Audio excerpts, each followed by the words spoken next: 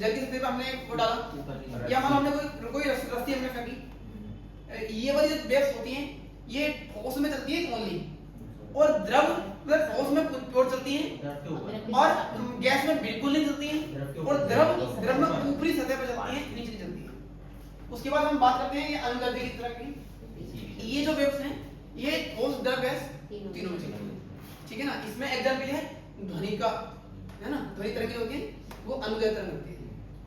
उसके बाद हम आते हैं यांत्रिक तरंगों में। तो यांत्रिक तरंगें जो होती हैं ये अनुप्रस्थ भी हो सकती हैं और अनुदैर्ध्य भी हो सकती हैं, ठीक है।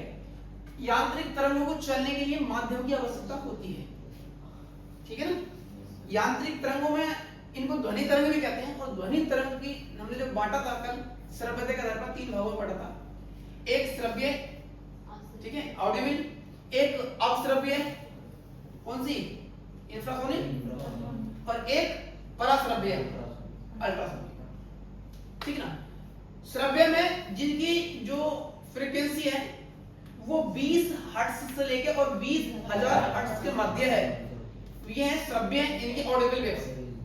और जिनकी वेव 20,000 से कम है वो है इंफ्रासोनिक, इनकी अश्रव्य वेव। और जिनकी फ्रीक्वेंसी 20,000 हर्ट्ज से ऊपर है उनको हम बोलेंगे अल्ट्रासोनिक, यानी कि पराश्रव्य वेव।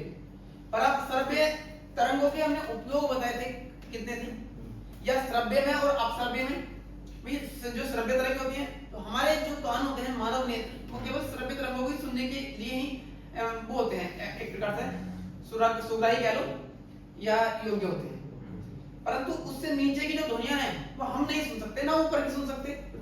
नीचे की दुनिया गैंडा है, हाथी है, व्हेल है, ये क्या नीचे की सुन लेते हैं, ठीक है ना, और उत्पन्न भी कर लेते हैं।